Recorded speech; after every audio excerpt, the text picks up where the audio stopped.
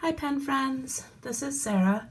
I'd like to welcome any new viewers that we have and also thank Stephen and Sam for recommending my channel. They have a channel called PEI Pen Guy, and I also recommend that channel to you. Today I'm going to be talking about my experiences in getting fountain pens repaired.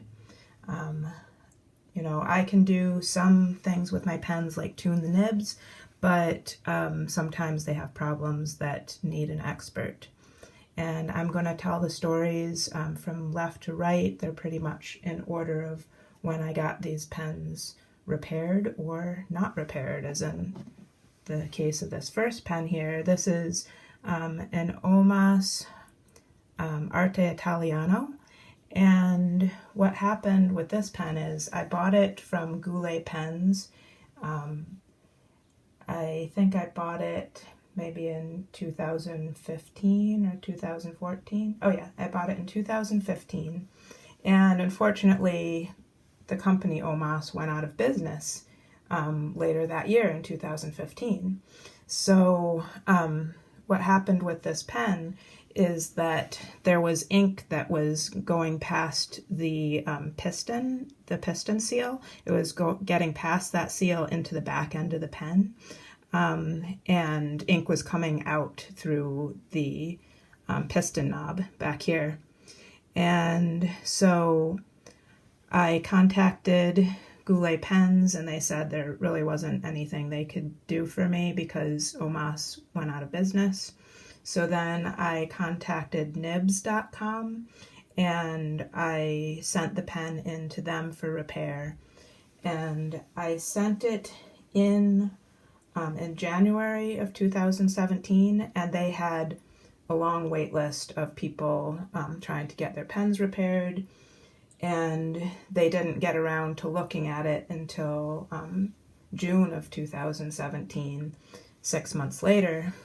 And the insides of the pen had corroded. I had tried to clean out the ink as much as I could, but I could only clean it out in front of the piston knob, not behind it, or in front of the piston seal and not behind it. So the piston mechanism corroded and was unusable, and they couldn't get any replacement parts because Omas had gone out of business.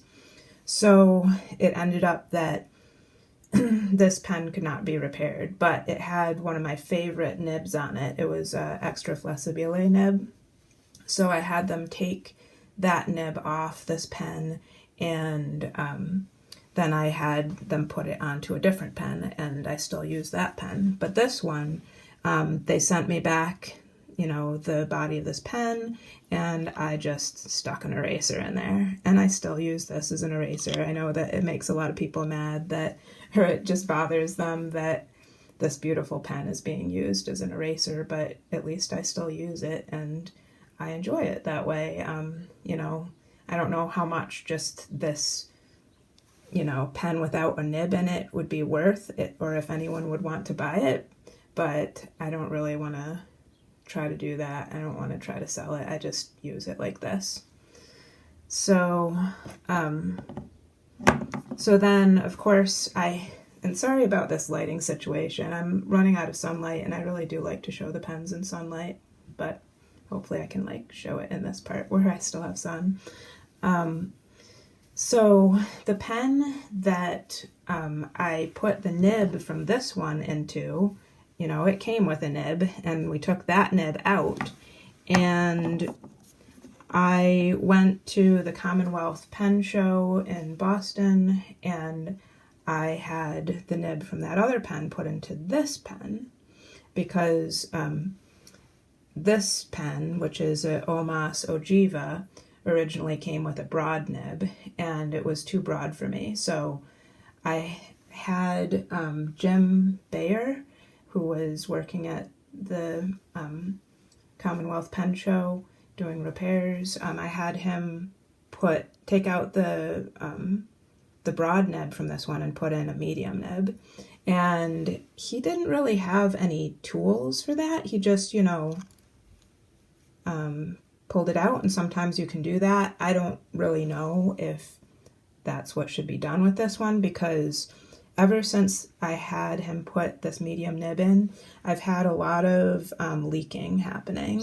So it doesn't happen like while I'm writing, but it happens when I just am storing it with the cap on, and then ink comes in, like next time I use it, there's a bunch of ink here, and as you can see, you know, some of the plating on this trim ring has been corroded by the ink being there, and I end up with like ink in the cap and then ink on my fingers unless I wipe it each time I use it. And this does happen more when the pen is starting to run out of ink, and I think that, you know, I've heard before from people that when you have a lot of air inside the barrel, you know, it can cause the ink to come out of the nib more than when the barrel is full of ink. But anyways, you know, I still enjoy using this pen. At the end of this video, I will do a writing sample with each of these pens. But anyways, I wanted to give sort of a time frame of, you know, how long the repairs take. So I did say for the first one, getting resolution for this pen took about 6 months.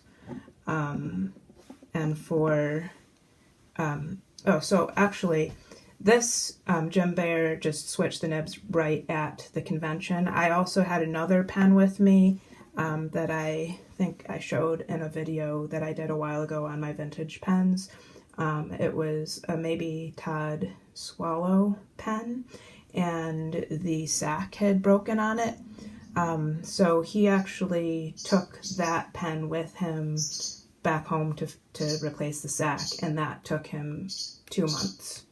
And he charged me $50 to replace, he replaced the lever bar on it, the lever spring, and the sac, and he repositioned the nib and feed. So, you know, that took him 2 months. I don't know if he forgot about it for a little while or what, but anyways, I have very poor luck with ink sacs, and that's one of the reasons why I don't prefer vintage pens, because the sacs break, they're kind of hard to clean out, and I've been told that it's better to use blue ink with them, and I don't really, because blue is easier to clean out than other colors, and it won't stain your pens as much, I guess.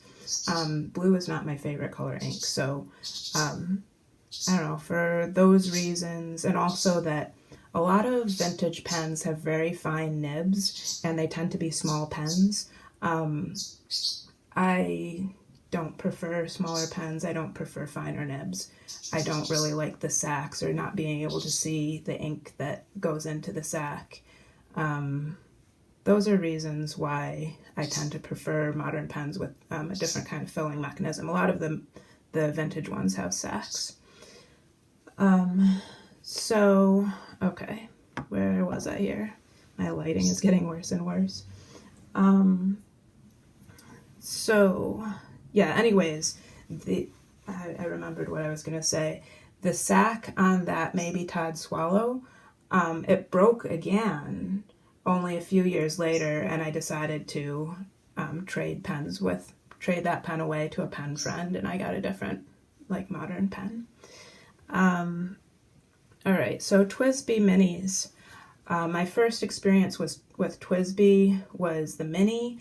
I think I got the all black one first because I preferred that to the demonstrators, but then later I gained a love for demonstrators just because you can see, you know, whether you have ink in the pen. And I just loved the TWSBI Mini when I first got it, and I bought 4 of them.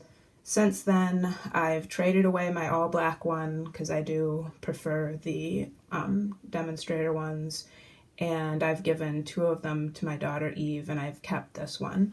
But all 4 of those had cracking issues, and so I got in contact with Philip Wang, who is in charge of dealing with sending out replacement parts, and he responds immediately, and PayPal him $5 and he sends you the replacement parts that you need, and they arrive in like a week or two, I think.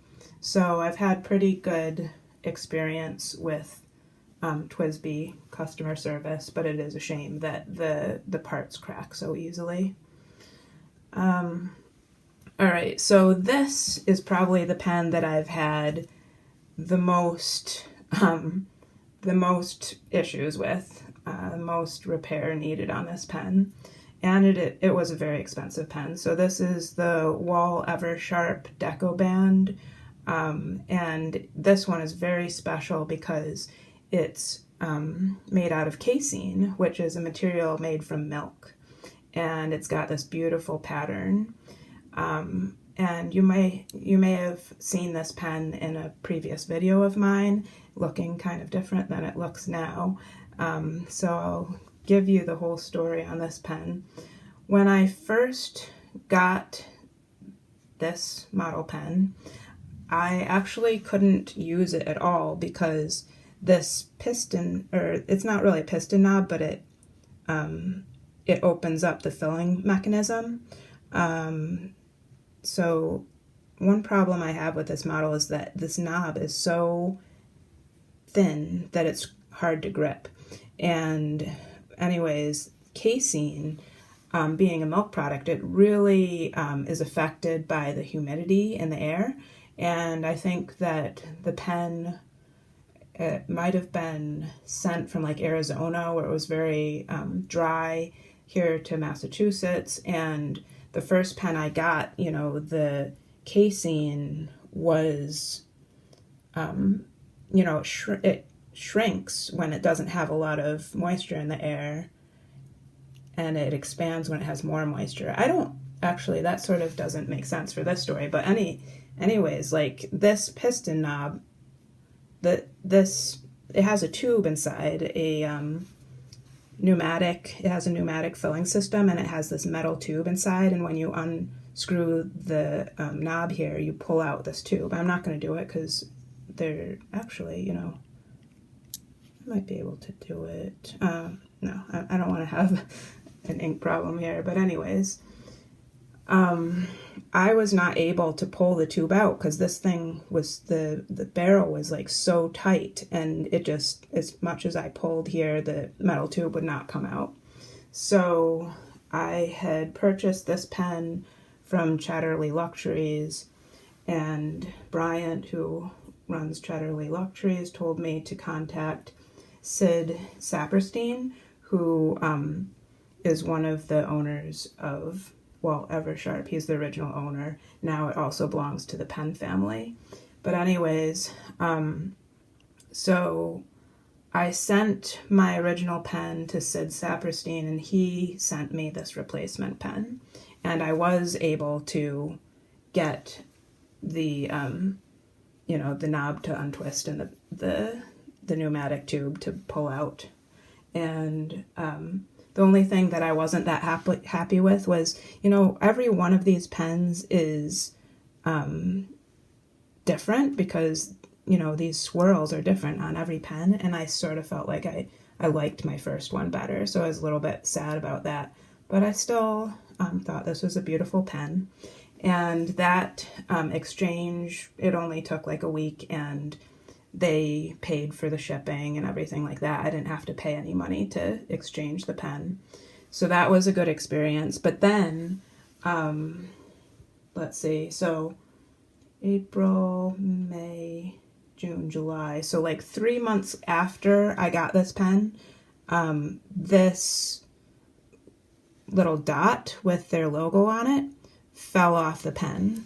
So that also might be because of the casein, you know, expanding and contracting. It's probably hard to get things to stay on like that. So then I had to send the pen back to Syd again, and they glued that dot back on and sent it back to me. I did ask if I could just like have a different pen, you know, just exchange it again, but they said no, they just glued that on. And you know, I didn't have to pay. They also sent me this pen pouch, which was nice of them, and I like this pouch. But that was not actually the end of my problems with this pen. So after a little while, probably in like less than a year, it wasn't really writing anymore or filling with ink. It wasn't like I didn't see any bubbles coming out when I would like put the nib in water and move the pneumatic tube up and down. You have to like cover this hole that's in the end. It's hard to show it. I don't know if I can. There's a hole, and you like, when you're pushing down the tube, you keep your finger over the hole, and when you want it to fill, when you've pressed it all the way down, you let go, and that creates the suction of air coming through. Anyways, it wasn't filling with ink anymore. So then I got in contact with the pen family, which owns a lot of different brands of pens, including Wahl-Eversharp. And they had me send the pen for repair to Florida. And they repaired it for free for me, which was awesome. They got a new nib for it because somehow they thought the nib was a problem. And they also put a new sac in it, I guess. But very soon after that, like only a month or so after that, the pen wasn't filling again. And I found out that the new nib that they put in, I don't think that the other nib was like this, but you can actually just twist it out. It's like the nib, this part of the nib is screwed in. The nib unit is screwed into the barrel. And so I opened it up and I saw that there was a hole in the sac. These things have a sac. And another problem with the sac, I do prefer pens that don't have sacs. Anyways, so when the sac had got a hole in it, ink went into the cap, and that is why I have all this like staining inside of the cap, because apparently, especially light colored casing, it just absorbs that ink. And they're also, I got ink on the barrel here, and I was able to use my magic eraser sponge that I've recommended before for cleaning to get some of that out. But the thing about casing is, because it's a milk product, you can't soak the pen in water. You shouldn't really use much water on this because it could dissolve the casing. So I was able to get most of the stain off of here, but I was not able to get the staining out of the cap. And but I think it does like highlight the stripes by making more contrast, because you can see the ink through these very translucent parts, and then the part that's opaque stays the same color. You can't see the staining so much in that area. But, I'm still enjoying the pen. What happened was, when I took this part out and I took the broken sac off, I have never replaced a sac myself. And I was like, dang, I don't want to have to send this pen out again. And what I realized was that I could actually put a Deco Mini converter in there, although the full-sized Deco converter does not fit into this giant barrel because of the way that it's made. There's like an obstruction down here inside the barrel, so I wasn't able to fit a normal size converter, but I did do the mini converter. But one problem I've had with this pen since the beginning is the ink dries out really quickly, and I don't know if that's because the casing is, the permeable to air and it dries out the ink. I don't know. But actually, when I was getting ready for this video, I tried to write with this, and it wasn't writing, but it still looks like it has a little bit of ink in there. And I hope I don't regret this, but I'm going to try to like prime the feed a little bit. I'm just looking. I might get ink everywhere here, but I'm just looking in the feed and like pushing in this knob a little bit, see if I can get the ink to come up to the feed. Ooh, I just dripped ink. All right, so I'm going to put this nib back in the pen and hope that that will allow it to write when I do my writing sample. So if you've been admiring my setup here, that hopefully I haven't just ruined, I bought these pen beds. I have 4 of them lined up from Brian, who has the YouTube channel Down the Breather Hole, and he makes these. He has a Etsy shop, and I don't think he has any of these currently available, but you can contact him if you're interested in them. Okay, I've like almost totally lost my light here. I think I'm going to try to move my setup a little bit so that this lighting situation is better. Hold on. Okay, I'm back. So now we don't have the bright light, but at least we don't have so much contrast in lighting. So anyways, back to my story on this pen. You know, I still enjoy it. It has kind of been a pain with all the problems that I've had with it, but I think it's a beautiful pen, and I really do enjoy the nib on it. I enjoy writing with it when it writes. And it took the pen family 2 months to repair it and get it back to me.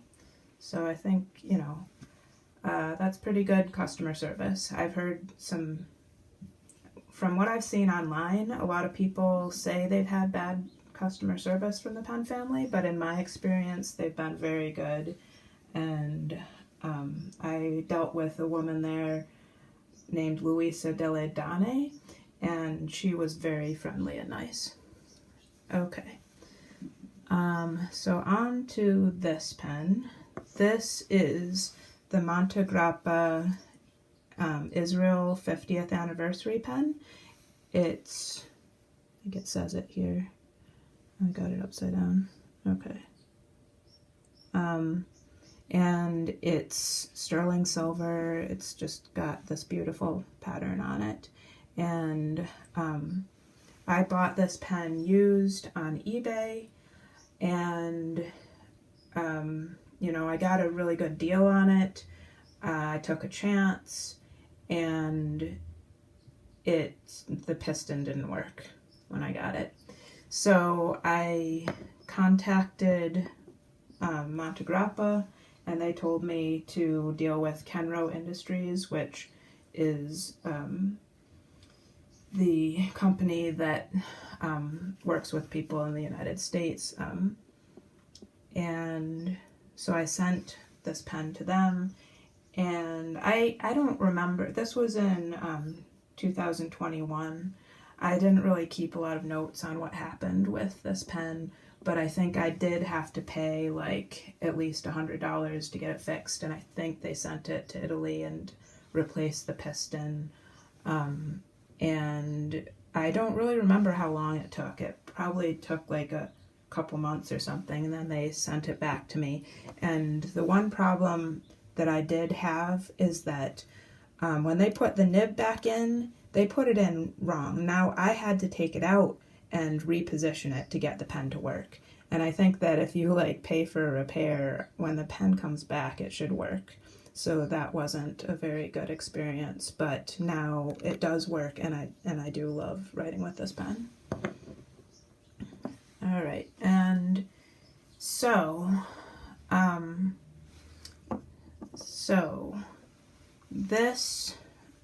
these 4 pens, these ones are vintage pens. This one is a little bit less vintage, but these ones, all right, I will describe you the problems I had. You remember this one has a lot of leaking from the nib. This one, the trim rings move around, and it needed a sac. This one needed a sac, and this one, the section was not really attached well to the barrel, and also I'm having some leaking for some reason. Well, these pens were in this hot sun, so that sometimes can make a fountain pen expel some ink.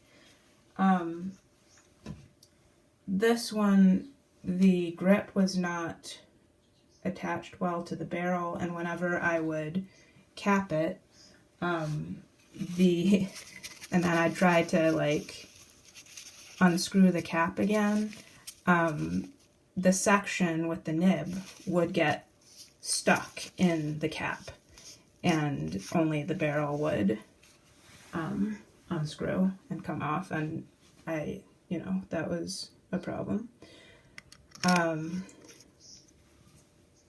And I did want to tell you what these pens are. This is an Aurora Novum. This one's a Parker Duofold, and this one is a Sheaffer Wasp clipper.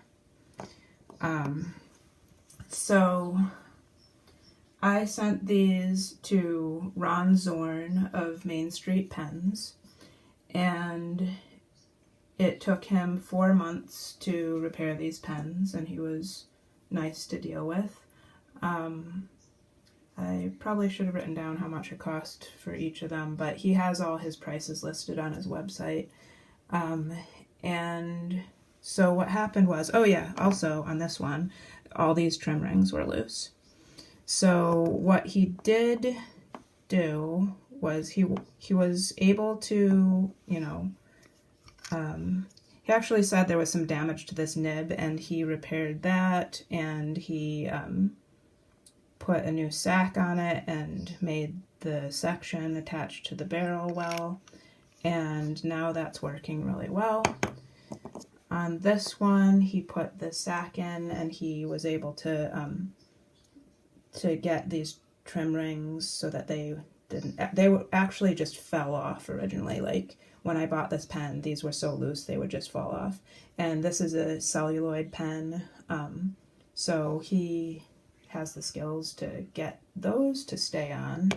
But these trim rings, since they are not round, they're like made to fit this faceted pen, he was not able to get these to stay put. But they don't fall off the pen, so that's not such a bad problem.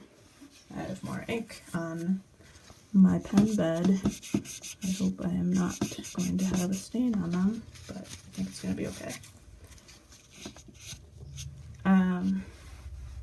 And yeah, he put the sac in there, so that pen works, although it holds very little ink, so I basically have to fill it up again, like if I want. It runs out of ink probably in like a week or so. I don't know. I tend to use all of my pens just a little bit all the time. I don't continue to use one pen every day. So to me, I prefer pens that don't dry out very quickly. And he said that he sealed the, I think he said he like sealed up the gap that was in here causing a leak. But it still leaks just the way that it did before, so that was not successful repair. I don't know if he really found what was wrong with that one. Yeah, so I think that might be all of my stories about these pens. And now I will do a writing sample for you. If you have any questions, leave them in the comments, and let me just get these pens moved off my paper so I can give you a writing sample. Okay, so first I've got the Omas Ogiva. The color is called Evergreen. When I first got this pen, I was really surprised with how lightweight it was. I do prefer like heavier pens, but once you get the ink in it, it feels a little bit more substantial. And, you know, I don't always post my pens, but this one's all right posted, pretty good. So I think that Omas is being produced again, but I think the pen family is helping out with that. And they did make another Ogiva recently. And this is Evergreen. And the ink that I have in it is Birmingham Pen Company. I'm just going to write Birmingham. Short leaf pine. I can't remember if they write short leaf as one word or not. I'm going to write it as one word. Short leaf pine. And it's, you know, kind of like grayish, lightish green. I find Birmingham inks flow really well. Okay, then I've got the TWSBI Mini. I find this pen a little bit tiresome to keep on screwing the cap onto the end to use it, to make it long enough, but, you know, if you have time, that's fine. TWSBI Mini, and this one is the clear. And I have a broad nib on this one. I like the broad nibs the best, but I do find that the newer nibs write a bit better. I don't know if they've improved their nibs since when I bought these. And this is Iroshizuku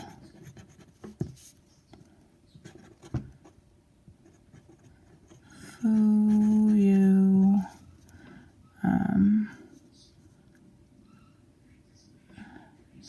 Fuyu Sayogun. It's a gray ink, and all of the Iroshizuku inks work well for me.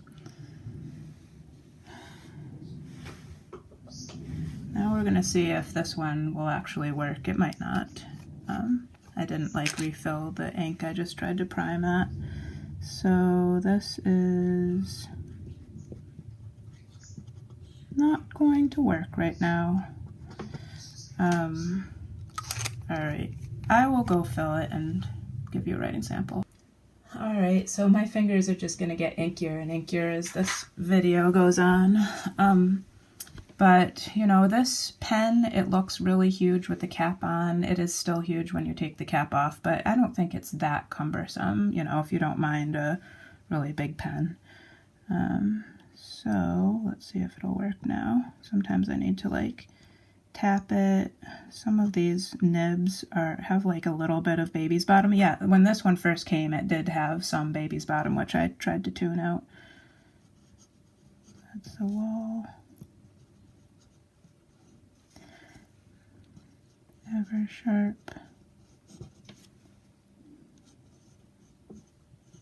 Deco band. And the material is called Milky Way. And the ink is Robert Oster.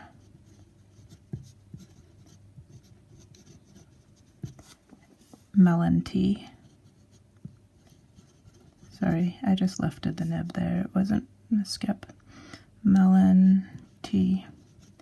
It's a very juicy nib. It only comes in one size, which they say is fine, but really, as you can see, it's more broad.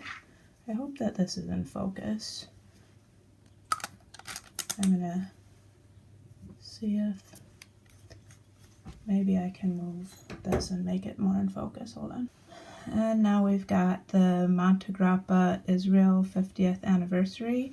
I find all of the Montegrappa nibs to be a pleasure to use. And this one, I guess this one was one that got me into Montegrappa. Now I have several Montegrappa pens. Montegrappa.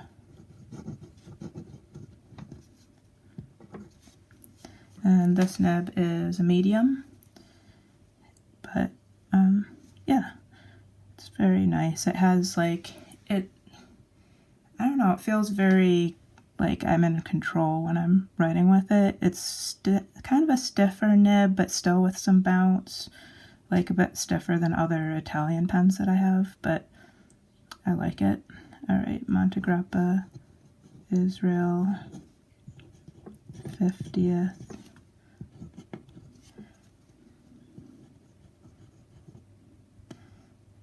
Anniversary.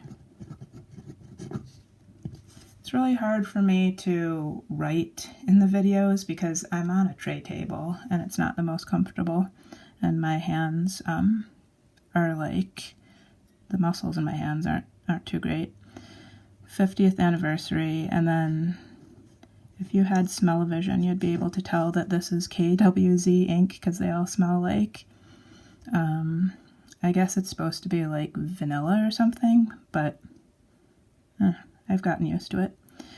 Alright, KWZ Green Gold.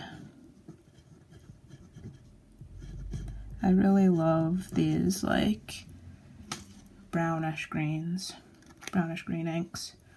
Yeah, I recommend Montegrappa if you haven't tried them. And then here's my only Aurora pen. This I don't have any of the modern ones. I would like to try them because they make their nibs in-house. But this one has a vintage nib that's pretty springy, but it's also I don't know. I guess it's not marked what size it is. I would say like between a fine and a medium, probably.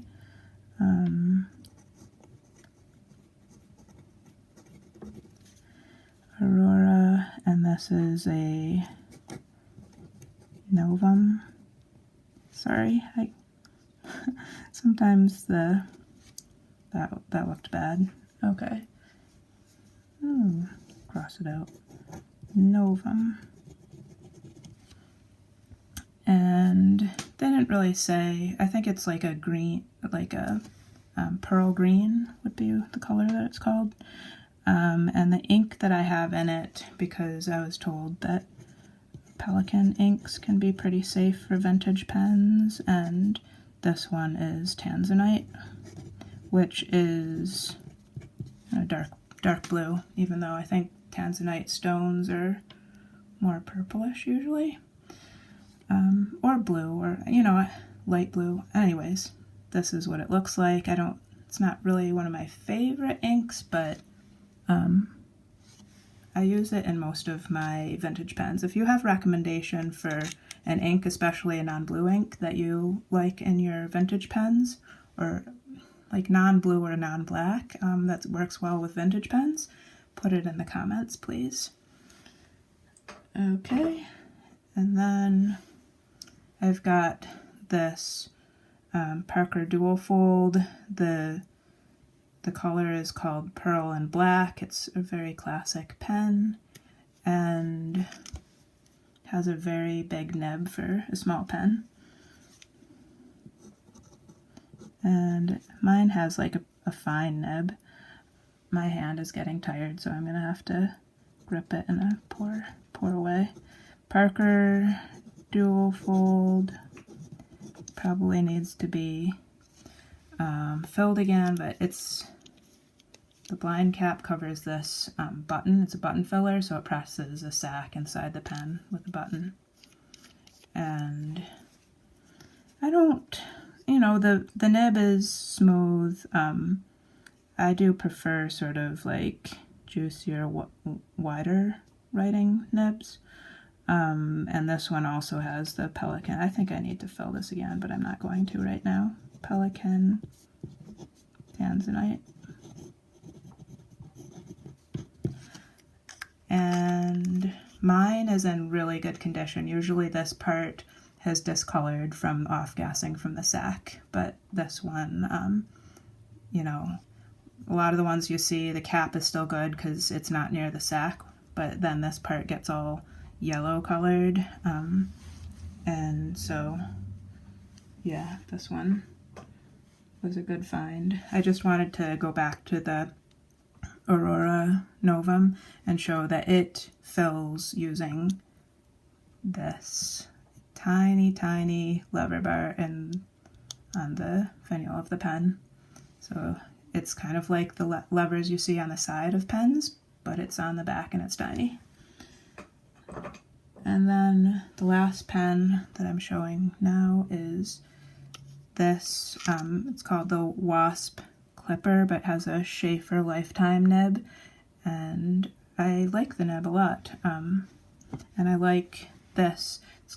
The pattern is called circuit board, and it comes in different colors. Mine is brown. So Sheaffer and Wasp was like a part of Sheaffer that made less expensive pens, and this particular one is called the Clipper, and the color is brown circuit board. That's not what they called it when it was made. I don't think they had circuit boards back when this was made, but just that's what people call it now because the pattern kind of looks like a circuit board. And then the ink that I have in it is Robert Oster Jade, and I enjoy that. Yeah, I really like this pen. It's got a lever bar for filling it. Alright, well, I think that's it for now. Like, this was a really kind of rambling video. I'm not sure if I covered everything I thought I would, but if you have any questions, put them in the comments. Alright, thanks for joining me. See you later.